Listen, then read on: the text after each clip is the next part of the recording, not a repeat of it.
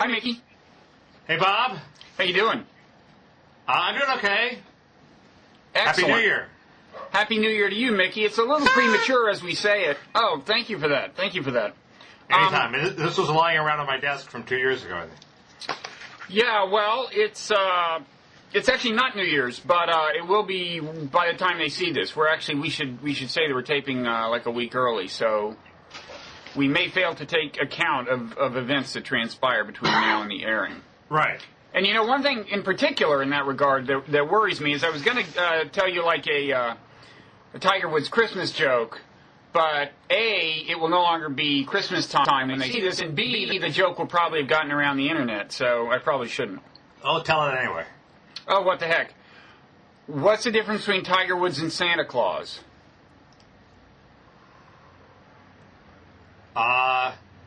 One doesn't come down your chimney with care. I think that's a word or two away from being a very good joke. I think it needs a little tweaking. Okay. No, the answer is that Santa Claus stops after 3 hoes. Man, you're the wit. You're the new Hey, Don my daughter Rickles. brought it home from her public high school. You know? We can't pay to have people write these things, so it's kind of open source humor at Blogging Heads TV. Since it's our prediction issue, Bob, or as I should call you, number 27. Oh, yes. Funny you should mention that, Mickey. Because according to some magazine, was it Foreign Policy? Oh, wait, don't act like you've never heard of it. This is like a major, possibly the most important magazine in the world. Well, Now. it's either Foreign Policy or Foreign Affairs, and Foreign Policy is like the also ran number 2 to the prestigious Foreign Affairs. It's always trying to get attention for itself. No. Foreign policy staging is pursued a stunts like strategy naming of clear brand differentiation and has achieved it by having an annual list of the 100 most important global thinkers. And as I scrolled down the list, I saw a bunch of names like Richard Cheney and Richard Dawkins and Malcolm Gladwell before I got to a familiar one. You. Congratulations. Number 27. You're number 27. That's pretty good out of 100.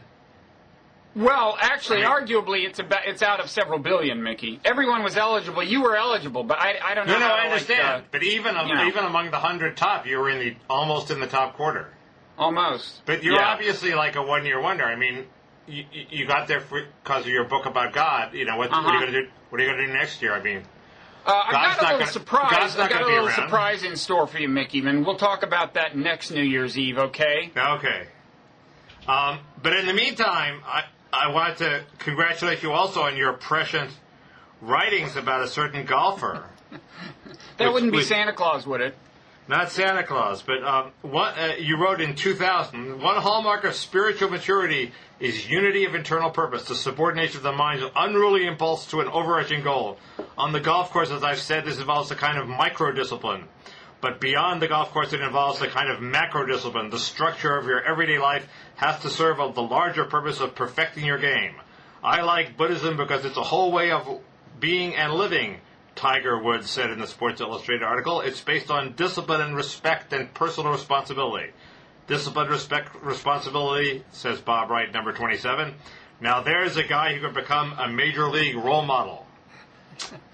Hey, Mickey. Yeah? The edition of Blogging Heads where we're about to make predictions for the next year and for the next decade is really, from my point of view, not the optimal time for you to bring up that in some ways erroneous assessment that I made of Tiger Woods in the year 2000. Back when it was possible that I was right. As I wrote that, he probably was not out having sex with a topless dancer. You know? I don't know. Things could have gone either way. He didn't. Well, how about this theory? That having sex with topless dancers is part of his discipline. In other words, no. I think one scenario with Tiger Woods is that his life has been slowly spinning out of control over the last couple of years. I mean, he's such a good golfer that he can win some tournaments anyway.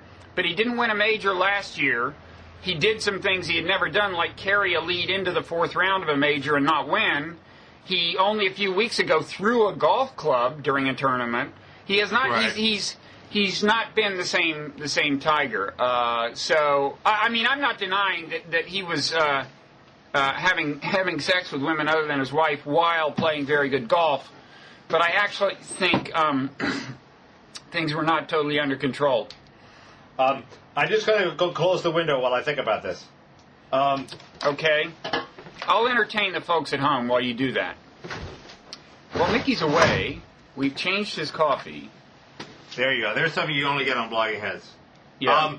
But what about the idea that, you need a certain release from the tension of the golf course, and you ain't getting it from his wife, so it has to be sort of a cheap, meretricious release, and having quickie sex with various women is part of the discipline that keeps him disciplined on the golf course.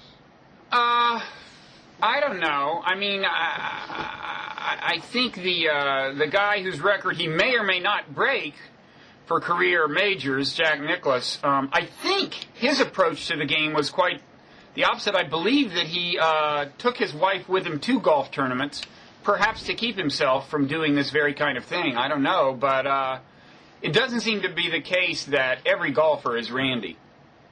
Huh. Some are Tiger. What about the human growth hormone effect? Well, you mean his connection to the shady doctor? Yeah. Yeah, that's interesting. Well, remember, he's been recovering from this serious injury. That's the other thing that's going on in his life, and that's maybe why he had Vicodin around, but that's another interesting fact, that he had some Vicodin around the household, apparently, when he had this car accident. Well, I was thinking that might have triggered the libido in some way, but I guess not. Well, it could make him erratic the way he's been. He has been kind of a little more tempestuous on the golf course, if that's the word, over the last year. Steroids could do that. I don't know that HGH would do that, but traditionally when people are having trouble recovering from an injury is the time when they resort to steroids. Right. I don't know. Something a little weird is going on in the guy's life, I believe. So I was not entirely on target in that 2000 piece that we don't have to link to, if it's okay with you. But he did have that kind of potential. I just wanted to soften you up. Sort of like talking trash before the big match. I'm a quivering mass of jelly, Mickey. Okay. Well, we'll have to search for role models. Maybe you're the role model. I'm working on it. Okay. Anyway, how do you want to do this? Well, so we're gonna, what are we gonna do? We're gonna, do like some, we've got categories that we agreed on, right? Like the prediction for, at least one prediction for next year and for next decade, and then some other stuff like hopes for the decade and year. I have lots of predictions. Some of them stupid. Good. Then you should go first. For the year or the decade? Okay, for the year. Uh-huh.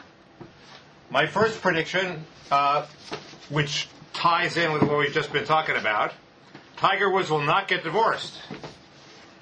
Huh. Doesn't it seem clear to me that it's worth, this woman is, like many women married to famous people, will find that she'd rather be married to the famous person than not? Well, I don't think it's only her call. I think, according to the tabloids, he's actually in love with one of these women. The Rachel, the one who's not a topless dancer, in keeping with the Madonna whore dichotomy, you marry the one who's not the topless dancer. Rachel Chitel or whatever. Yeah. I mean, there are reports that he's with her right now. Huh. And supposedly he was texting these romantic. I mean, he seems to really have been smitten by her, and so I think a divorce is pretty likely. I'll bet against you on that one. Okay. Okay. There's that one. Okay. Do you have one? You want to go back and forth? Yeah, I have one. Okay. By the midterm elections, which is only, 9 months away or something, 10? Right. Obama's approval rating will be not only back up above 50, it's below that in most polls, but above 55.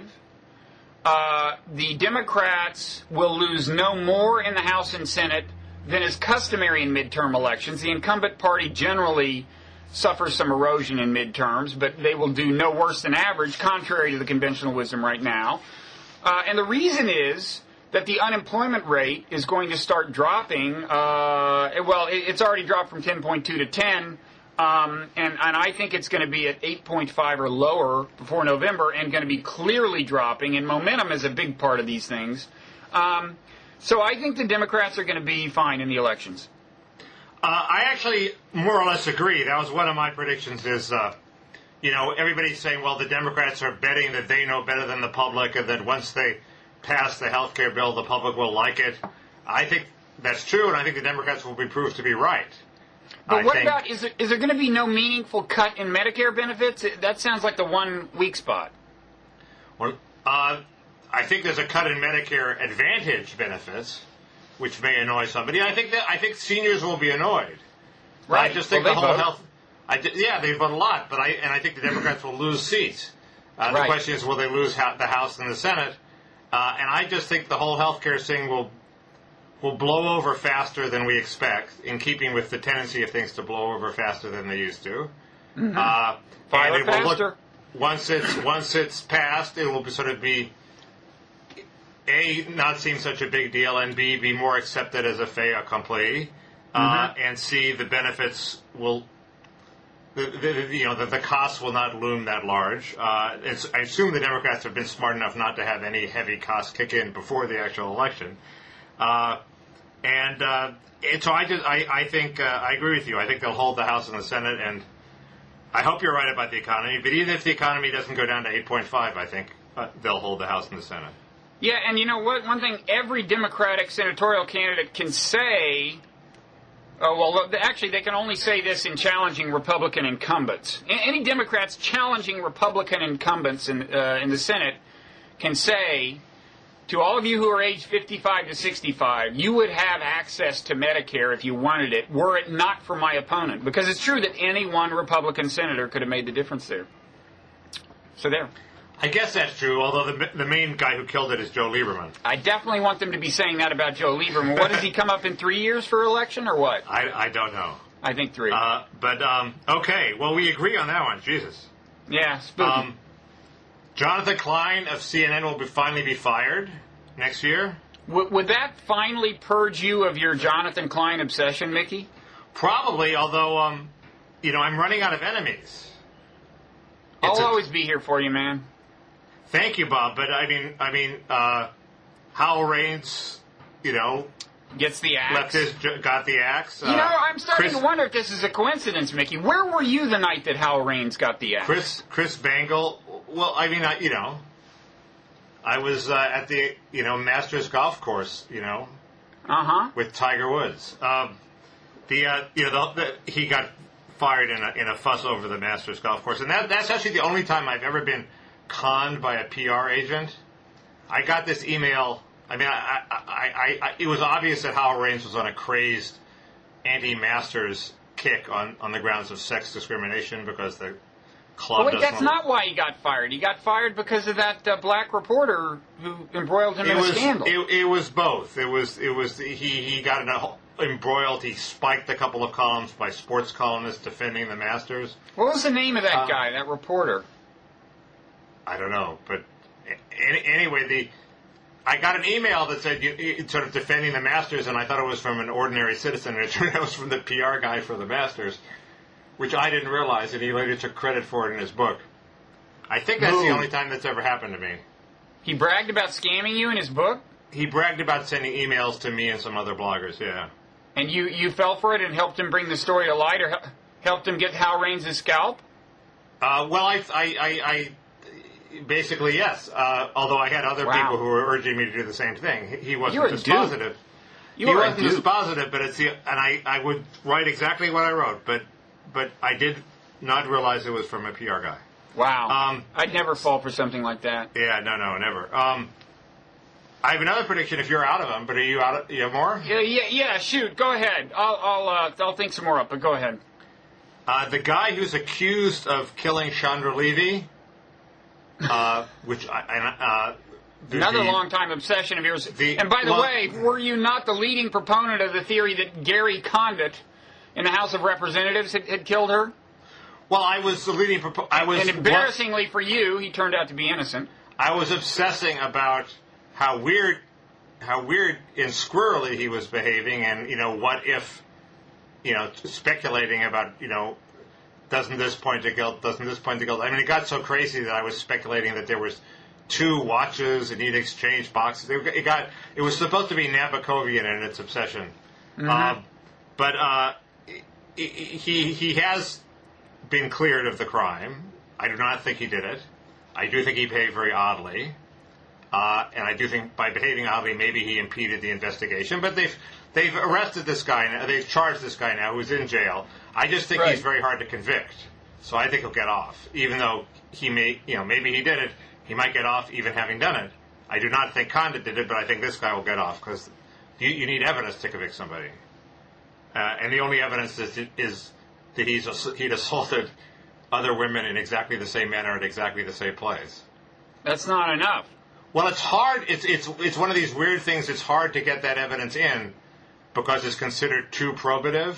Evidence of prior crimes. This was my father's specialty, was sneaking this evidence in. It's very hard to get in that evidence, even though because you would wind up convicting a lot of innocent people just because it's so overwhelming that you just say, well, sure, of course, screw them.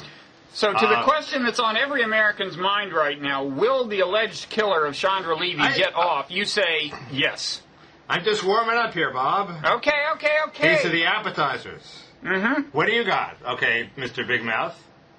Come up with one. I predict that Tiger Woods will not win a major. It's pretty good, Bob. Hey, no, he could well. He'll definitely be back. I mean, the big question is when will he be back? I predict he'll be back between the Masters and the U.S. Open. That's a prediction. These are all predictions for next year. We still have the decade to go after this. Oh, we're building to a crescendo. Yeah. Chrysler will need more money by the end of the year, and it won't get it. GM will manage to finesse it till after the election, I think. That's it for my year predictions. Okay, well, that's it for my year predictions. I was going to predict that Fritz Henderson would be fired at GM, but that happened a couple weeks ago. So too late. I'm too late. I do have decade predictions. Yeah, I've got a decade prediction or two. Okay, go ahead. For the next decade. For the next decade, I predict that there will be no two-state. What's that? I was trying to do a drum roll on my desk.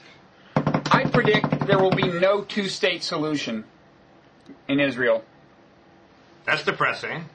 It is. Well, it is depressing because all that leaves the two scenarios realistically that I think that leaves is either one-state solution where the Palestinians in the occupied territory are given the vote, and they try to, and they try to work with that. And the alternative is, I think, some form of chaos, civil war with possibly more than two parties. I don't know. It's grim. Why would the two-state solution collapse? Well, it's just growing. Time is not on its side. I mean, the settlers are growing more and more entrenched, and even this very limited thing that the Israeli government is trying to do now of putting a construction halt within most of the settlements for a finite period of time is incurring violent resistance from the settlers. So the Orthodox, the really religious settlers, which is not all of them, are getting more and more intense. And the Israeli public has been, I would say, moving to the right on these issues out of frustration. Things don't look any better on the Palestinian side. I think things are going to get only less and less auspicious. I also think eventually the Palestinians may opt for the kind of Gandhi solution, which is to say, okay, all we want is the vote. Give up on the two-state solution. Say, look, fine, you're going to govern us, give us the vote. If they're smart, they'll do it peacefully and win all kinds of international support, and it'll be South Africa all over again. So I think that option is at their disposal. Now, the way I could turn out to be wrong is if they opted for that, and that scared Israel into offering them very generous two-state solution terms, because they don't want, they do not want a one-state solution. It's hard to see how they would accede to that, the Israelis. So. Well, I know, but I mean, I don't know. The international pressure would get pretty strong if the Palestinians were peacefully demanding nothing more than the vote. Because they, after all, in effect, are ultimately governed by Israel. So, I don't know. Okay. But mainly I bring a message of despair, not hope. I mean, it's just time's running out. After this, we're going to go through our hopes and fears, so... Yeah, well, maybe I'll do some double counting and call that one a fear. That's also a fear. So I got a whole bunch. For the decade? Shoot. A coming trend for the decade, day jobs, Bob. All these Day people, jobs? all of our friends who are making their living as writers...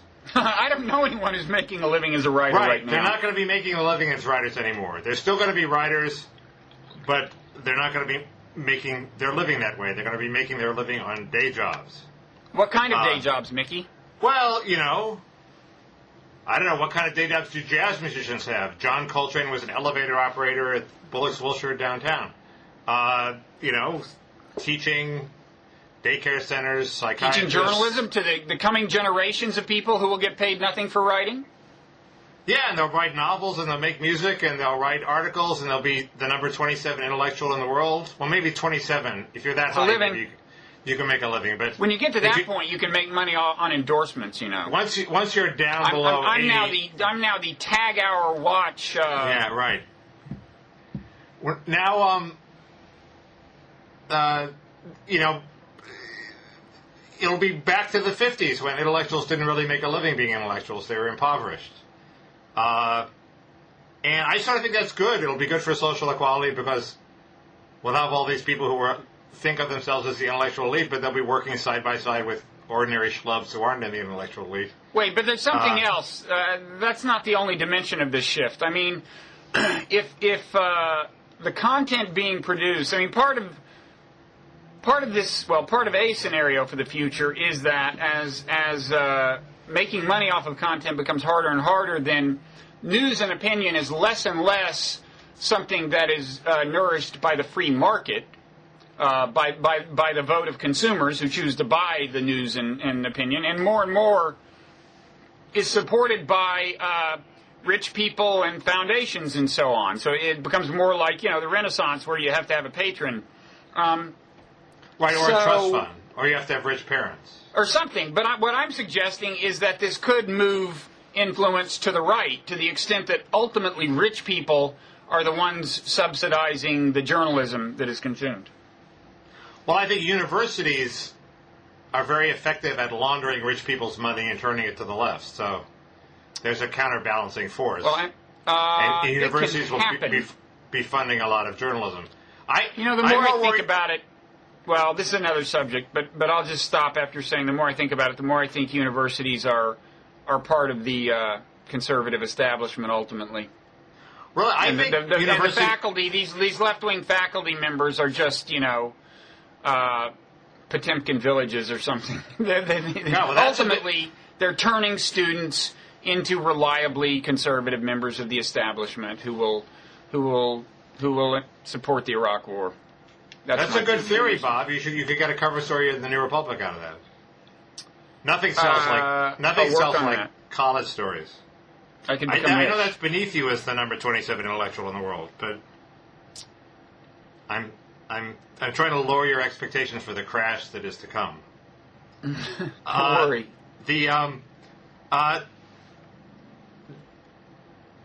We were talking about.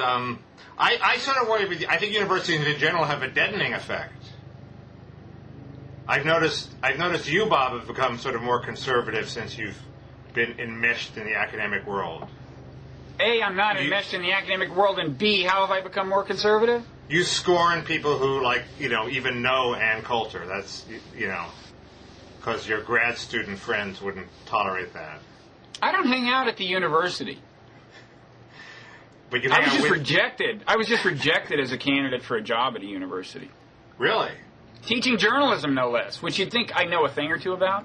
Jesus, that's humiliating for a number 27. Serotonin's pretty low, man. Apparently news of the 27 didn't reach them, but I'm not bitter. Do you have any other? So what? Well, I have a ray of hope, which is I think Andrew Breitbart is going to be commanding a huge media empire, Bob, and maybe if you that's suck good up, news for the world. Maybe if you suck up to him, he'll have a job for you somewhere. You know him, right? Because I've noticed you suck up to him a lot. He's a great guy. I don't have to suck up to him. That's wait. Saying he's a great guy is sucking up to him, Mickey. He has a worldview that is antithetical to yours and mine. In the sense that he thinks we're locked into a death struggle with Islamic fascism, and they punch us in the nose, and we got to punch them back, and it's the opposite of. So it's really great news. It's really great news that he's going to grow in influence. I'm very happy about that. It's the very strategy that you think will help propagate the terrorism meme. But I disagree with him, but he's still a great guy. Isn't that possible, Bob, that somebody could be a great guy and you disagree with him? Somebody could be a great guy and you could disagree with him, yeah. Okay. But I don't think you disagree as vehemently with that view as you purport. But I digress. Well, on to the next... I do. That's a slur, Bob. Of course I disagree with him. That is a slur. Let's move on to the next slur. I've told Andrew that. Andrew knows I disagree with him. A lot of people share that view. It's shared by over half the American establishment, I think. That you mean the Breitbart view? Yes, the non-Bob Wright. That's my point, and yeah, no, that is the establishment view, in fact, and the universities ultimately support it. Interesting. I think the party in a laptop will at some point actually show up. You've been talking about that a long time. We're not talking about the Steve Martin. There's a party in my laptop and you're invited. This is the idea that everything that parties do can now be done on a laptop by a single person. So if Howard Dean wants to start now the Howard Dean Party, he has all the lists of donors, he has all the lists of volunteers on his computer. He has the list of lawyers who can go get him on the ballot. He can run for president as Howard Dean in the Howard Dean Party without a tremendous bureaucratic organizational impediments, and that's going to be true of dozens of other charismatic people. Well, isn't MoveOn.org kind of a quasi party in a laptop? Yes, if they decided not to affiliate with the Democratic Party but to run their own candidates, they would be a party in a laptop, I think. Is there one on the right? Well, Tea parties are sort of that, aren't they, Bob? No? I mean, Sarah Palin could easily leave the Republican Party and start her own party. Oh, that reminds me. That's a prediction of mine for something.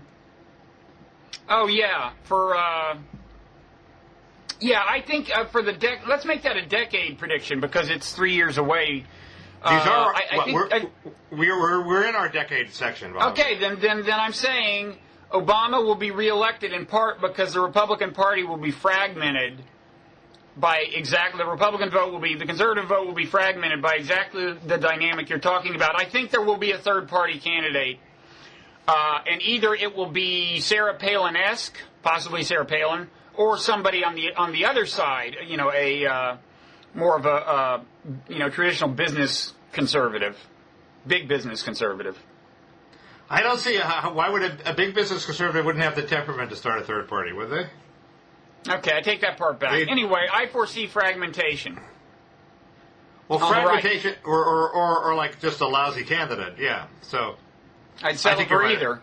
I think you're probably right about that. I think the right will be rent asunder by the likes of Sarah Palin, and so I encourage her to not lose heart. I see the growth of some sort of pro-life tendency, which would be characterized, as we've already seen, by growing opposition to the death penalty, growing support for abortion, and I would add in growing opposition to medical rationing. Wait a second. Opposition to rationing, to abortion, and what'd you say about the death penalty? Opposition to the death penalty. How many of the people who are against abortion are against the death penalty? Well, Fred Barnes switched a few years ago. I mean, it's a definite tendency, and I think as baby boomers get older, they're confronted with the prospect of death, and they don't like it, and that will lead to but I don't think most of them envision committing capital crimes, Mickey. But I just think they don't want to kill things. I think as you get older, you don't want to kill things. Actually, if you look at the demographics of the support for the average invasion, I think you'll find a lot of enthusiasm for killing people among older people. There are people well, never mind. What? I wasn't adding war into this equation. I was... That's an interesting wrinkle. I just think this is not your strongest prediction here. I mean... I think it's one of my better ones. And it ties in with there may be this so-called, this kind of pro-life coalition. I just don't think it'll encompass opposition to the death penalty. Most death penalty opponents are pro-choice, and I think most abortion opponents are not pro-death penalty. I think even Mike Huckabee has had doubts about the death penalty, hasn't he? I mean, I just think it's a phenomenon. People in the public eye who are asked to reconcile their various views sometimes are forced to do this, make this sort of declaration. But I just don't think at the level of voters. Maybe you never know. But I think at the level of churches, people work to reconcile their views all the time. Cognitive dissonance. The second thing is, I think this will lead to an increase in all forms of immortalism. That means people who want to live to 500 years, people who want to freeze themselves, like Ted Williams' head, people who want to preserve their DNA so they can be resurrected by scientists of the future. That sort of ties in with this whole... there's already a big movement for that. I just think it will grow dramatically in the next decade. Are you yourself leaning toward the cryogenic option? I'm not unsympathetic to it. Why? It's very I'm just wondering what we should do. God forbid should something happen to you. If I try to raise money to freeze you, but I can only get enough for your head, I'm just wondering what you would want me to do. Freeze as much of me as you can. Starting from the top? I don't know where you start from. I think I'll start from the feet. If it's okay with you. Anyway, that's a prediction, and it's a solid one. Okay. And I have one more. If your cupboard is completely bare. Yes. What? Well, they took this poll about which trends do you approve of and disapprove of, and everybody loved cell phones and everybody hated reality shows. But the one surprise in this poll was the proliferation of surveillance cameras. Wildly popular, 60% really? Popular. Fascinating. All these concerns about privacy completely overwhelmed by the tsunami of support for privacy invading security schemes. So that will, I suspect, be a trend. Well, if we were doing biggest trend of the last decade, are we doing that? Yeah, I have nothing for it, so go ahead. Well, if we were doing it, I would say growing transparency, which of course brings us back to Tiger Woods and all the other famous people who are getting nailed for their extracurriculars. They're leaving these electronic footprints that come back to haunt them, and then you're as you said, surveillance cameras, and our fear of terrorism is going to drive us to embrace that, and transparency. Growing transparency, I think, is maybe the biggest trend of the last decade, and possibly the next. Okay, well, you subsumed my trend into your larger trend. This is my job, Mickey. Kind of a macho move on your part, but you don't get to be number 27 without having that in your genes. That's right. You don't get there by being subsumed, Mickey. Yeah, okay. You don't get trends, you give trends. I am trends. So we're into our hopes now. Okay, good. The inspiring part. As opposed to actual predictions. Okay. So the hope for next year, do you have a hope for next year? I do. I have 3 or 4. Okay. Start. The most important is that the partisan business model of the web, where you get money by whipping up the base the way Huffington Post and Josh Marshall to a lesser extent, and Daily Kos to a greater extent, play to the base and generate. Well, Kos doesn't necessarily generate revenue, but that's one obvious way to generate revenue is to be reliably on the extreme of the left or the right. That business model will somehow collapse. How will it collapse? You know what will kill it, Mickey? I think the doldrums of the Obama administration after health care passes will kill it because there just won't be anything that interesting to whip up the troops about. So you don't think it'll be that blogging heads brings red and blue together? They don't think that'll kill it? That was going to be one of the underappreciated trends of the year, Bob. The vast influence of blogging heads. It certainly is. It remains underappreciated. It's sort of off everybody's radar screen, but it's knitting Americans together quietly in its own unassuming way. Mm-hmm. Exactly. No, I don't think it'll be that. Okay. I think in general web business models may collapse, and I'm hoping that one will collapse along with the others. The obvious one that might also collapse is the general sort of, hey, let's generate content by putting up pictures of Megan Fox. Let's generate hits by putting up pictures of Megan Fox. That one's working like a charm. It's working is it my imagination, or is the Examiner on the right trying to mimic the Huffington Post in that regard? I haven't noticed that.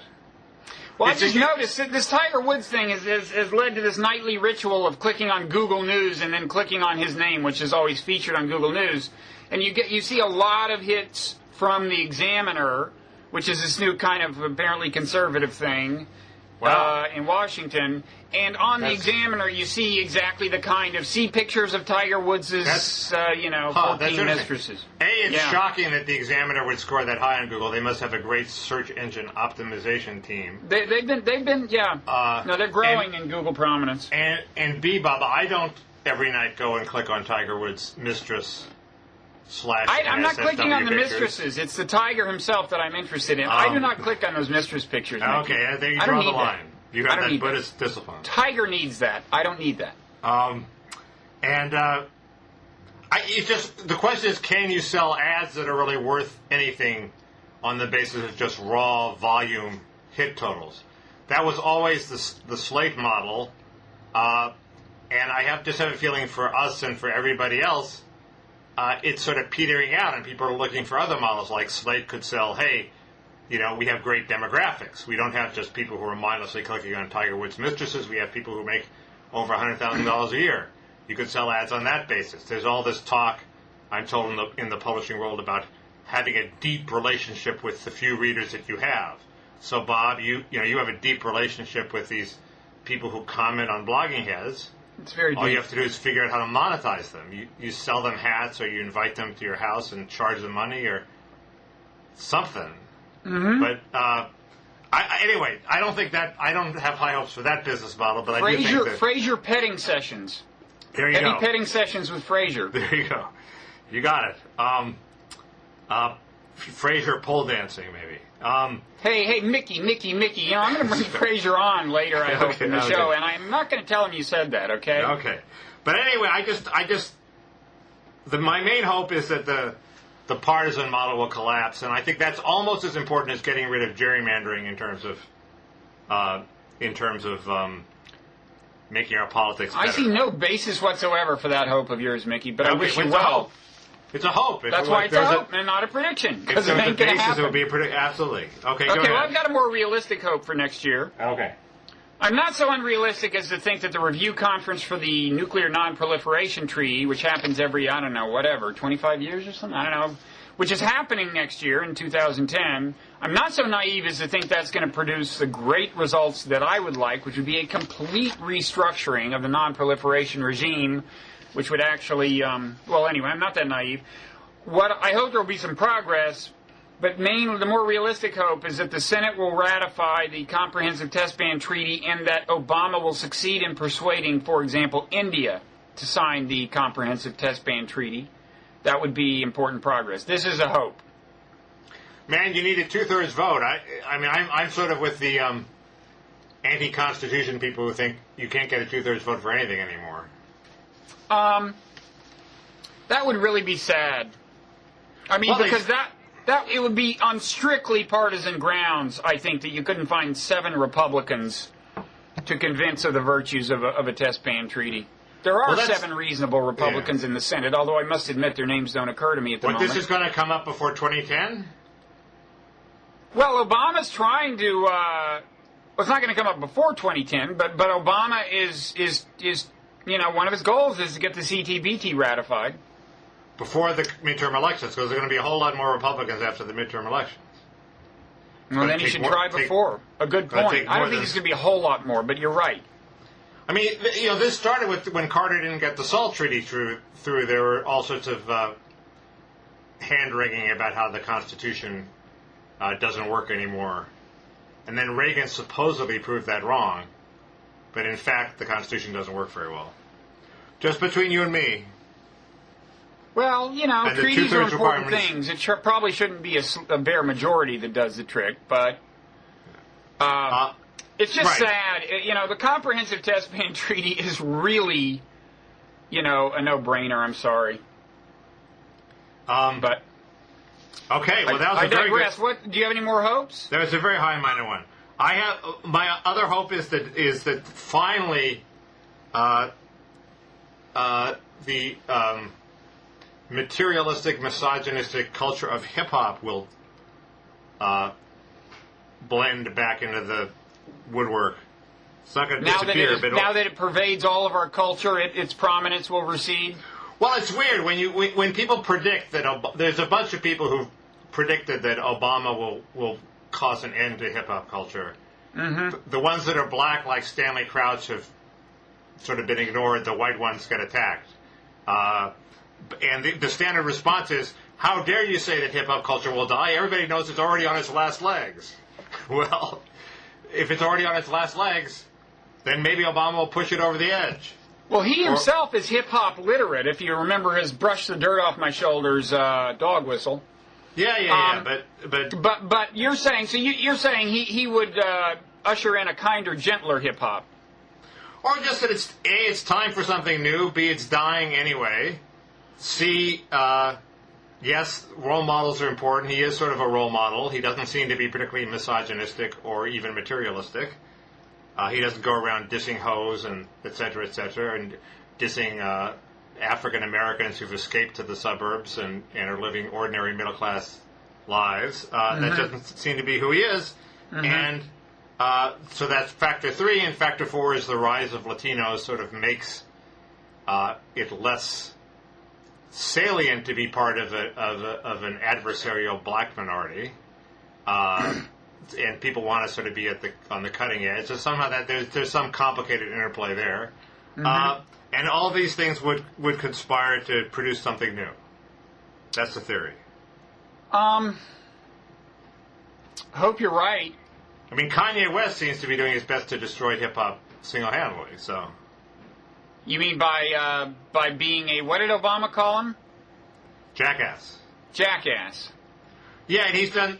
I heard... Since then, he's done, he's produced some sort of rap attacking discount clothing stores that... I assume because they don't stock his line of wear or something. I don't know. Mm-hmm. It's been considered beneath him. But so his jackassery would help do the job. Okay. It'll be a standard, it'll be a process of both co-optation and like guys like Ice-T and various people would be accepted and other people will be, but the whole thing will sort of die down and be assimilated. But what do you think about using drones to just eliminate the irreconcilables? You said that, Bob. Just kidding. It's a joke. It seems about so implausible a mission that well, anyway, it's a hope. It's not a prediction. It's a half prediction actually. But yeah. Stanley Crouch has written about this, and I think he's onto something. Mm-hmm. So, what? Do you have any more hopes? I don't have any more annual hopes. You have a decade? Yeah, hope? But let's have... Are you out of annual hopes? I had one serious annual hope. Okay, well... I confine myself to one hope a year. Moderation in all things. Yeah. I have some more decade hopes. Okay. But let's hear for one from you. Decade hope. What I put down was something about a Middle Eastern, nuclear-free zone. But well, it's a hope. It's not a prediction. Sure, what the hell? That's what I'm hoping for. Okay. Verifiable regime, intrusive inspections. Classic Bob regime. Right. Now, intrusive inspections is a hardy perennial. Yeah. Okay. Since I don't think healthcare will bend the curve, and I think it will, I'm for it, but I think it will radically increase the deficit. How are you going to save the money? Answer: means test Social Security. That's my hardy perennial. Mm-hmm. It's what intrusive inspections are to you. Means testing Social Security is to me. That means that the top third of the income structure basically would not get Social Security. You could save hundreds of billions that way, I think. I'm hoping that there'll be a general campaign against gerrymandering of districts that helps produce the extreme politics that you and I don't like and that prevents treaties from being ratified. Keep in mind that even though the Senate can't be gerrymandered because it's 2 senators per state, the people that become senators come up through the gerrymandered political system, so they tend to be the Sarah Palins in the extremes. Because they come from all Republican districts where it doesn't pay to move to the center. Yeah. And it's very hard to end up gerrymandering because people are self-sorting into geographic areas where they are with all Republicans or all Democrats. But it's, it would be hard to do worse than we're doing now. So, the one thing Arnold Schwarzenegger did in California was he got a commission to redraw the district lines along anti-gerrymandered lines. Trivia question. How is healthcare reform going to exacerbate the polarization of America, the geographic polarization of America, the geographic segmentation, ideological segmentation? I don't know, Bob. Funny you should ask. I just thought of this, but, okay. So, there's going to be this provision where states can opt out of the abortion thing, right? Okay, if you say so. You'll have some states where it's hard to get an abortion, at least unless you've got, cash on hand. Some states where it's not. I think I've said before, I think any case where states start to differ on these social issues in a meaningful way in their policies will encourage, kind of liberal kids deciding where to go to college, to go to the more liberal states, and conservatives to go to the more conservative states, which will in turn reinforce these very trends. The conservative states will get more conservative, and so on. You really think abortion is one of those deciders? Why don't you move to the conservative state, and then when you need an abortion, go to the liberal state and have the abortion? A bigger one is like gay marriage, I think. That's probably a bigger one, and a bigger one in general is taxes. I mean, high taxes, low taxes. Well, yeah, but nobody likes high taxes. I mean, nobody ever went to college in a state because of its high taxes. I mean, the trend there is what this guy named Vogley, I don't know how I'm pronouncing it, wrote about how the Texas model is beating the California model. I mean, it used to be that we paid high taxes in California, but we got great services, and Texas paid low taxes and had crappy services. Now, if you look at Texas, the services are okay. They're not great, but the roads are good. The schools are pretty good. And in California, they suck. So what are we getting for our high taxes? The whole high tax, unionized, pay a lot of civil servants, provide a lot of services model is collapsing. Ask John Corzine in New Jersey. And so what happens to these liberal states when that collapses is the interesting question. Yeah. I don't know. But, okay. I just can't believe that abortion is a real decider. No, I withdraw that. So Okay. Do you have fears or do you have more hopes? I have more hopes. One is that the Mexican economy will finally boom. If you look at the auto industry, which I pay attention to, the cars made in Mexico are suddenly very good. Ah. The Ford Fusion made in Mexico, very good. The Chevy Cruze, which is their big hope for the future, has to be a hit or they go broke. Made in Mexico, I hope it's good, because otherwise General Motors is in deep trouble. All sorts of... made in Mexico is now becoming not a mark of quality, but accepted. And you hope that that's the start of a general trend, and that would, of course, ameliorate the immigration problem. You do. I was in Mexico a month or two ago, down near Mexico City. And the woman who was my host, who was an entrepreneur, was complaining about the work ethic of the Mexican people. But maybe you're right. Man, you don't hear complaints about the work ethic of the Mexican immigrants that are around here. You sure don't. But she was just talking about her particular workers, but she had a number of them. It may be we get a self-selected group. We get the hardest workers, so. I guess, yeah. That's the brilliance of being America.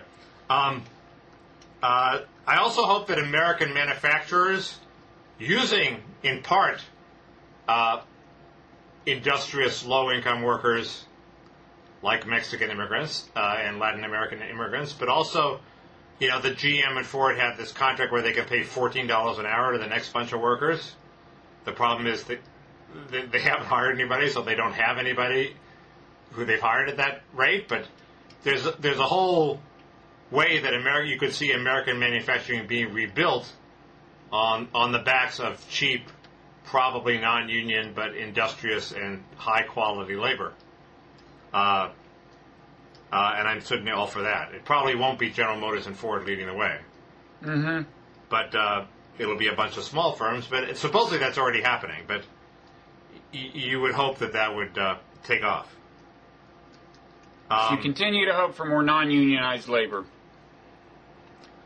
You are not changing your policy for the coming decade. I predict more non-unionized labor. I mean, the union sector is in long-term secular decline. I don't think that'll end anytime soon. Okay, we're on to fears. Fears for next year? Fears for next year are... I only have one. Okay. Well, after healthcare passes, the theory is that the Democrats are going to want to pivot to things that will help them get reelected and survive 2010, which is supposed to be a bad year from them. I'm worried that they'll turn, rather than independent-pleasing things like general things to bring back jobs and, extend unemployment benefits and stimulate the economy and stop the unemployment rate from staying so high, that they will go to base rallying things like card check, the union-pleasing labor law reform that would make it easier for unions to organize, or immigration reform to rally the Latino base. And I'm worried that actually some of those might actually pass. I'm not worried really that immigration amnesty will pass. I don't see that. But I am worried that some form of card check will pass. So that's my fear. Really? Really. But card check would need 60 votes in the Senate? Yeah, everything needs 60 votes in the Senate. Well, do you see that? Well, sure, because if you water it down enough, you might get some Republicans. And plus, maybe Lieberman's got to make a make-up call here. Well, Ben Nelson card check. Ben Nelson card check. If you look at what people have voted for before, the Democrats almost have the 60 votes already. One's just assuming, probably correctly, that a lot of those votes were for show, and when the crunch really comes, and the vote would actually, change the law, that a lot of those moderates would have second thoughts. But I think your fears are getting out of hand here, Mickey. But both with that and with immigration reform, I think you should try to stay a little more grounded. It's a fear. It's a fear. That's why they call it a fear, because it's not rational. It's totally rational. It's part of the Democratic agenda. Democrats are in power. Okay. Something about that you find scary. Well, I think... my fear... Okay, go ahead. My fear is the obvious thing. Not tiny terrorist attack that freaks America out, and that Obama does not have kind of the street cred to keep people under control, and to be, to persuade people to remain calm and not do something crazy. I mean, there are two scenarios. There's the homegrown terrorism scenario where it starts actually rending the social fabric along ethnic lines. In other words, another Fort Hood except on a larger scale. And then there's the terrorism of foreign origin, and traditionally our response to that is to invade 2 countries for every 1 terrorist attack. I know that you're... I knew that you would do this, but doesn't the Fort Hood reaction show that the anti-panic mechanisms are strongly in place? I guess, although judging by the email I got from my op-ed on Fort Hood, there are definitely some people out there who I would worry about. Well, sure, but nobody... The lead on the news wasn't Muslim jihadist guns down soldiers in Fort Hood. It was, crazy military psychologists. Well, yeah, but then again, this was an episode of... was a Muslim jihadist. But then again, this was an episode of violence that is on a scale we've become accustomed to, Several times a year, 5 or 10 or 20 people are killed somewhere when somebody goes postal. I'm talking about something where at least hundreds and maybe thousands die. Yeah, well, that just puts us, as we saw in 9/11, that can move you into a totally different frame of mind. Yeah, I agree. That's a fear. Okay. I have several fears, and we're running out of time, so maybe I should just, glue them together into just one gigantic fear. First, robots will achieve self-consciousness at some point, right?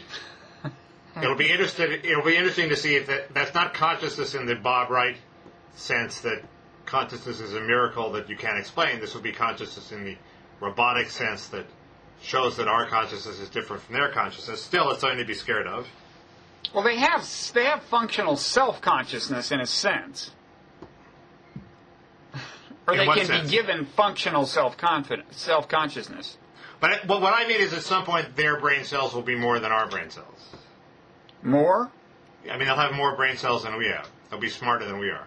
Oh, smarter, just in terms of behavioral capabilities. Yeah, and decision-making and behavioral capabilities, leaving aside whether they are sentient.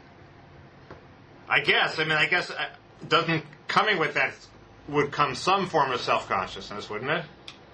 If you're that smart, that's a metaphysical question that I wish you hadn't saved for the very end of the dialogue. Yeah, okay. But no, it's not clear. That's it. That's in dispute. Okay. I won't get into this, but for all we know, they're conscious already. Okay.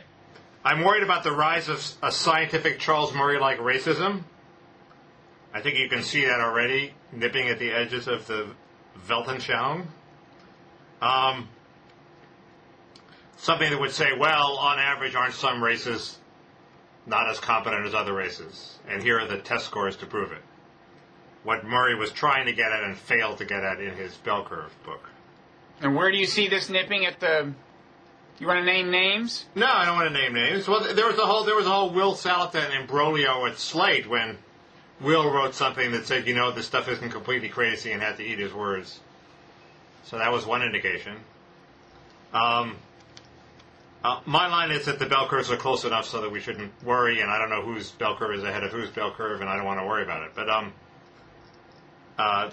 that is not the attitude of many people, especially opponents of affirmative action. I'm surprised affirmative action has survived as long as it has. I wouldn't think you'd actually need anything like that to get people to rise up in revolt. You don't. I mean, I oppose it, and I don't subscribe to that. But but it's still in place. It's dying, though.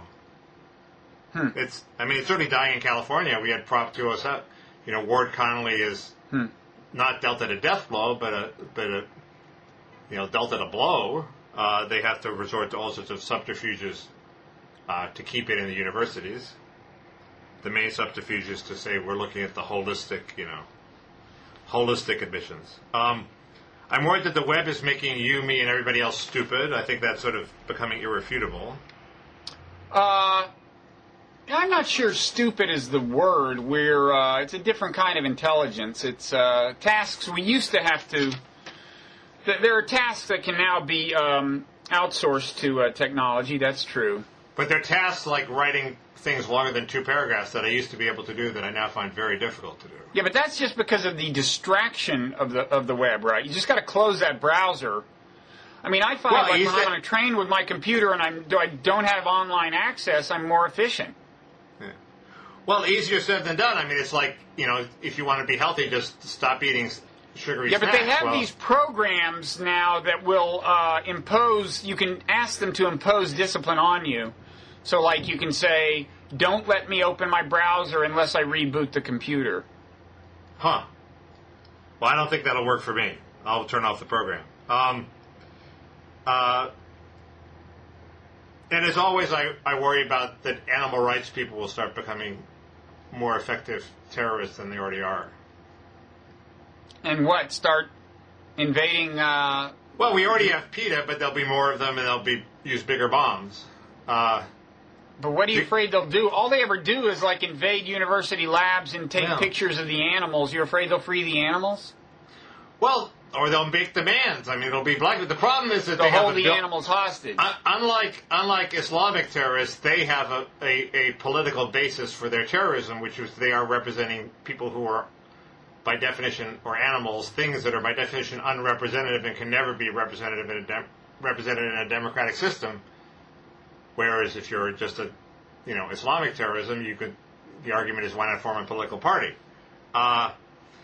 So I just think it's much harder to stop, actually. Well, I mean, I think there's actually, I think what they would, what a lot of animal rights people would like to do is actually change the norms about eating animals. Eating animals, by the way, is the name of a book by one of Frank Foer's various illustrious brothers, Jonathan. And that's a good example. That's a good example. It's from a mainstream press. Actually, my publisher on The Evolution of God, Little Brown. But what if you started blowing up public schools and demanding that they stop serving meat? What evidence do you have that anything remotely like that is going to happen? That's It's a fear. It's a fear, Bob. The evidence but we haven't gotten to the totally crazy fears. The evidence is that the Earth Liberation Front has already blown up a bunch of stuff. They have mainly SUVs in a car dealership, I believe. But there were some houses that were torched in Long Island, I think. It's just a fear. You sure those weren't eco-terrorists? Yeah, that's what I'm talking about. Oh, eco-terrorists as opposed to animal rights terrorists. Well, I'm subsuming animal rights terrorists is in the larger fear of eco-terrorism. Okay. But because one of them wants to preserve foliage and one of them wants to eat it. Foliage? Oh, that's a good point. So we could divide them on the foliage cleavage. That's right. Divide and conquer, Mickey. There's hope. Okay, that's a good plan. Okay. We're like really running out of time. We have a whole bunch of characters. Plus, I wanted to bring Fraser on. My fear for the decade, obviously, big nuclear or bioweapons attack, which would freak us out even more and lead us to do even crazier stuff. What else have you filled in the blanks for? I filled in the blanks for overblown. Of the decade or the year? Both. Okay, what are they? Overblown. CFL bulbs. The idea that we can bend the curve on healthcare. Mm-hmm. And the idea that these content mills on the web are going to be a huge threat to democratic discourse. These are these firms that demand media that they see Tiger Woods and then they commission a bunch of hack articles on Tiger Woods and then they get a lot of hits. Yeah, that guy at Slate, whose name I'm not sure. Farhad Manjoo wrote a very good article. He did a good piece on this. Very good piece, and he pointed out the flaw in this, which is all that has to happen is Google changed its algorithms, and these people are all out of business. Excellent. So that's why they're overblown. Go ahead. Good. Overblown story of the year. I'm going to annoy conservatives by picking a story that they think is underblown, which is ClimateGate.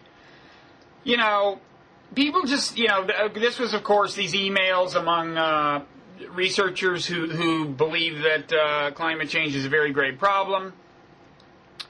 The fact is, people have a very naive idea about what science is. Science is human beings doing what human beings normally do, and that involves coalitional behavior and allying with scientists of like mind, and viewing the scientists of opposing views as in some sense the enemies. And even in fields that don't have direct policy implications, like evolutionary psychology, you have that same mindset. I remember certainly back when it was kind of it was itself an upstart kind of insurgent field. I just think if you had access to any science, especially one with the most remote policy relevance, I'm sure you have the same mindset in fields of literary criticism, where the people in one school hate the other school. And they would complain, and if the media seemed to be favoring the other school, or not favoring them as much as they would they would exchange emails about who they know in the media, and what they can do about it. Have you discussed ClimateGate on Blogging Heads? A few people have spent a topic or so on it. Because I had complaints that it was getting short shrift. Yeah, I don't think we ever lined up a whole dialogue on it. Oh. We did try, but we failed. But there's been discussion of it. Okay, well, that's a good one. Underappreciated trends? Yes. Shoot. There's this weird provision of the Communications Decency Act called Section 230 that has dramatically changed libel law on the web. Is dramatically changing in ways that Congress never intended. It was supposed to insulate websites from being responsible for things people post. It is under the promotional, after the promotion by like the Electronic Freedom Foundation and a bunch of lawyers, it's expanding into a general dramatic change in libel law for the web that, most recently I read on a blog, it's, you can't even ask a website to take down something that is admittedly libelous. Bob Wright tortures animals. You win a libel case against the person who posted that, but you cannot make the site take it down. It's all sorts of things that are going to be really shocking to people once they recognize the full implications. I volunteered to write an op-ed piece for David Shipley explaining the law of libel, to people. And then I hit Section 230. I realized I didn't know what the hell I was talking about, so I didn't write the piece. But most people haven't really heard of it. It's a big deal. Second thing is, all my friends' teenagers are already in rehab.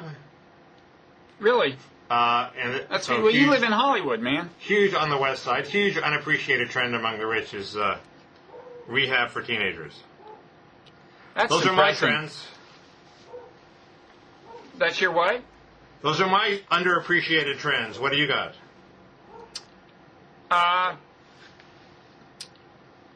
The past decade, I'm going to say that both the most underappreciated and overblown story is the threat of terrorism, in the sense that after 9/11, the near-term threat of terrorism was overblown, and that led us to panic and invade countries and stuff.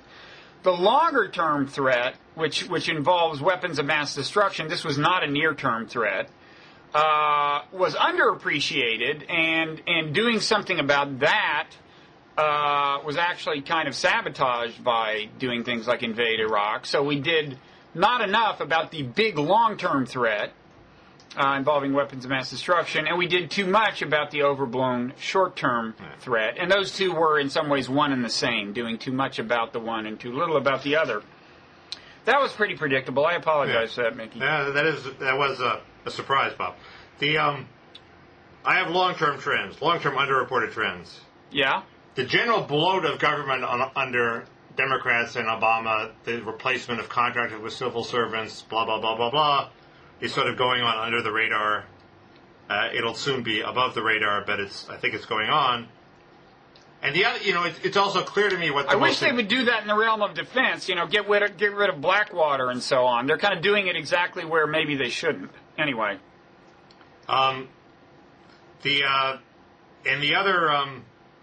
It's clear to me what the greatest problem in American society is. Oh, what? It's not obesity, it's not racism, it's not economic inequality, it's loneliness, Bob. Mickey, it makes me sad that you're saying that. We've all Are you lonely? And this is sort of touched on by a lot of the things that talk about how the web is bringing us together and satisfies a social need, but to which you say bullshit. Sorry? Right? To which you say I think not true. I think it partially satisfies the need, but probably in an unsatisfying, sugary snack kind of way. But what about the fusion of the two? Like when you see these youngsters on Facebook use Facebook to say, hey, I'll be at such and such a bar tonight. Whoever wants to come can come. That's a case of virtual community leading to actual physical community, right? Right.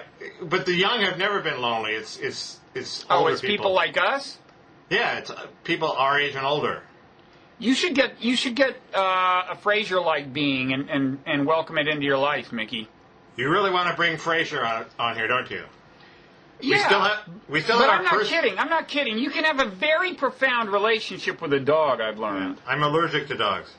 Not all. I'll bet Frasier wouldn't give you trouble. Because, some kind of dogs don't have fur. What they technically have is hair or something. You know that? Huh. I was unaware of that distinction. No, there really is. These are non. It's dander we don't like. Whatever. I think we can find a dog for you. But I'm sorry if you're lonely. Do you want to talk about this, Mickey? About what? Your loneliness. No, you've already written about that. I believe that was part of your how human nature is unsuited for modern society point. We haven't seen the last of that kind of writing from me, believe me. Okay. I still have my person of the decade and person of the year to go. What about you? Let's go, because we got to bring Dog of the Decade on soon. Person of the year. Yeah? I'm afraid Rahm Emanuel.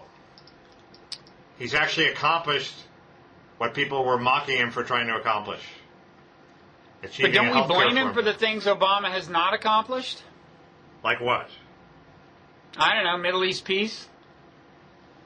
Do we know he was on the wrong side of Middle East peace? No, it's not that he was on the wrong side. It's that they said he was going to give them the street cred to get to play hardball with Netanyahu because, Rahm is, he's an Israeli citizen, right? That was this. I think you floated that idea on Blogging Heads. He was going to keep AIPAC off of Obama's back. Well, he hasn't done everything. I mean, has he been on the wrong side? I mean, has he been an impediment? I don't know that he's on the wrong side of it, but okay, just asking. It's hard to blame him for the failure of Obama's Middle East Of course, policy. a lot of people on the left would say health care, and we don't know exactly the fate that will have befallen it for sure in between now and the time this airs on New Year's Eve, but a lot of people would say that on the left would say that health care without the public option and so on is not a success. Yeah, but they're wrong. You can always add the public option later. I think they're wrong. I mean, I think on the left you gotta like anything that gives so many low-income people access to health care. You gotta like that. My man of the decade is specifically designed to annoy you, but I think it's right. Shoot. General Petraeus. I like Petraeus. I'm a fan of Petraeus. Very few people thought the surge would work. It worked. It's one of the few surprising positive things that's happened in the last decade. Well, it's a long argument about how much of the credit is due to the surge per se, but to whatever extent there is credit due, fine, because the surge was in effect the implementation of a left-wing view of foreign policy. Hearts and minds, buddy. Okay, there you go. He's also one of the few guys who could beat Obama if he ran for office. Petraeus conceivably could, although, I saw him in person in Doha a year ago, and he's not a physically imposing guy. He's not what you expect from a general. He looks a little nerdier in person, and I'll tell you, the speech he gave was horrible. Well, it was unintelligible. He specializes in giving horrible speeches. God, it was bad. Supposedly, the more fraught an issue is with tension, the more boring his speech is. He saves it for the back room. But in impromptu conversation, he's clearly a very smart guy and a very politic one. You could see him running for office. You could see it. Wouldn't kill me. It's not totally clear to me that he'd be a Republican. We don't know, I don't think. Do we? I think I knew, but I forgot. I think he's a Republican. Anyway, what's they weren't sure about Eisenhower either, right? Correct. But the opening was... And he could have almost gone either way. He was a moderate Republican. Well, but so the market opening is with the Republicans now, so if you're in the middle, that's where you go. Well, he's going to go for the top spot, but I don't think that's happening. Yeah. Okay, who's your man of the decade? I gotta say, in keeping with Time Magazine's stuff about influencing human affairs for better or worse, I gotta say Osama. Not Obama, Osama bin Laden. No, I didn't know that was our definition of... Well, Time Time famously chose Hitler as Man of the Year, not saying he was a good guy. This is Blogging Heads, Bob. Right, but we follow in the footsteps of other media giants in days of Who yore. said we break from the pack? Do You don't we? slavishly follow time's lead. Okay, then change it from Osama to Obama. I didn't know that. Okay. Okay. Person of the year, I'm going with Tiger Woods. We see you're still applying the Hitler rule. No. Well, just the most fascinating transition from mythic accomplishment in 2008. I mean, the U.S. Open, I don't have time to get into the magnitude of the achievement of that victory at the U.S. Open and everything it meant to him emotionally and so on, and how heroic it was, and how he may have ruined the rest of his career by playing on a bad knee and so on. From that to where he is now is just such an amazing free fall that you gotta, I don't know, for better or worse. Plus, he does highlight this issue of transparency, which I think is hugely important.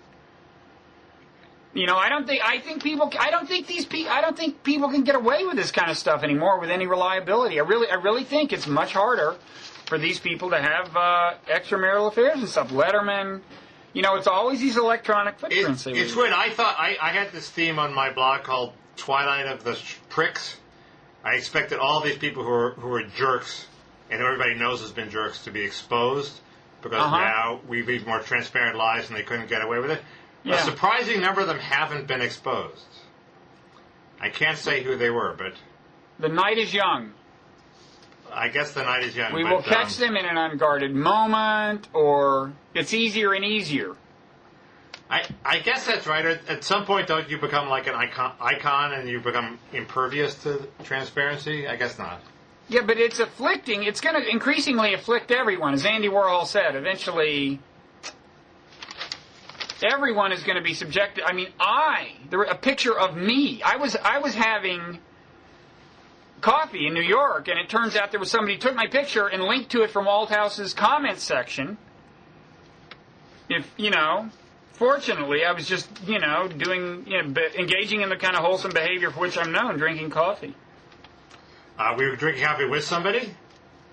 Yes, I was drinking coffee with two males. Yeah. They were not in the picture. Okay. Thank God. But it's a fact. But my point is, it's everyone. I mean, there's just more stuff on surveillance cameras. There's more. Anyway, transparency is a whole story that I think Tiger Woods does personify. I agree. Well, so I'm done. Okay, counterintuitively, the gadget of the last decade is not the iPhone, it's the Palm Trio. That was the first cell phone that was truly a computer. The iPhone is just a rip-off of that, and that's my final word on that subject.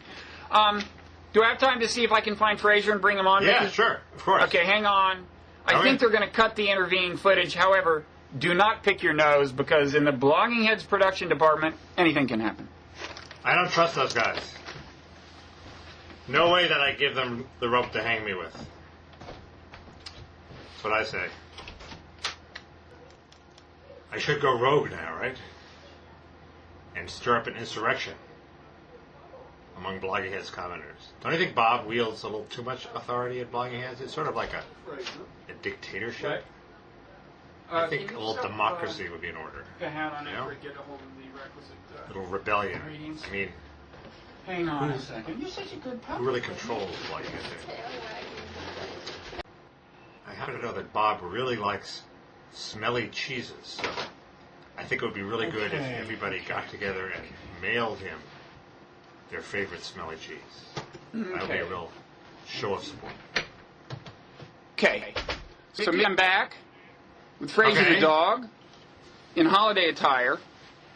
Sorry, Fraser. Fraser had a haircut recently, so he's not looking quite his normal self. So anyway, first of all, we got to do the things that Fraser's best known for. Fraser, shake. No, that would be your nose, Fraser. Shake. Fraser, shake. Fraser, shake. Nice going. Okay, so in exchange for that, you get bite-sized shredded wheat. Whoa, Fraser's not going to eat... Oh, yeah, of course he is. He's even turning down your shredded wheat? No, he got into the shredded wheat finally in the end. But here's the twist, Mickey. The people at Post, or whatever it is, have not taken me up on my offer to use Frazier for brand endorsements, you know? Even though I showed them that with Frazier you would never see a Tiger Woods-like meltdown, you know, because he's a dog of sterling character. Right. And so I just, you know, bargaining is all about having alternatives. And so, like, I got this Barbara's Shredded Oats, you know? Right. And I just want to, like, show the people at the Shredded Wheat company that, you know, they're not the only game in town. Frazier? How about some Barbara's Shredded Oats? Oh. Apparently they are the only game in town. Frazier? Frazier? Barbara? Well. I guess not. Okay, so Shredded Wheat it is. Frazier, you want to say anything to the peoples? Okay, thank you. You're definitely the man to bring Middle East peace if you can't even make your own dog eat Barbara's Shredded Oats. I think Frazier could bring peace to the Middle East, actually. Yeah. Anyway, is there anything else, Mickey, that we haven't covered in the No, I don't think several hours we've been doing this? No. Well, whoa. Was that an animal at your end? No. It was my my New Year's horn tooting. Okay. Are you festively attired as I am? I am mildly festively attired. I'm looking really quite dignified. Yeah. Okay, so... okay. It's been real. Hey, it has been real, and you know, this is becoming a true tradition, Mickey. That's how long that this operation has kept going. Well, there you go. I'm sure, you know, we'll be overtaking Keith Olbermann soon. Any moment. Okay. Okay. Thanks for doing this. See you in the next decade. Yep. Okay.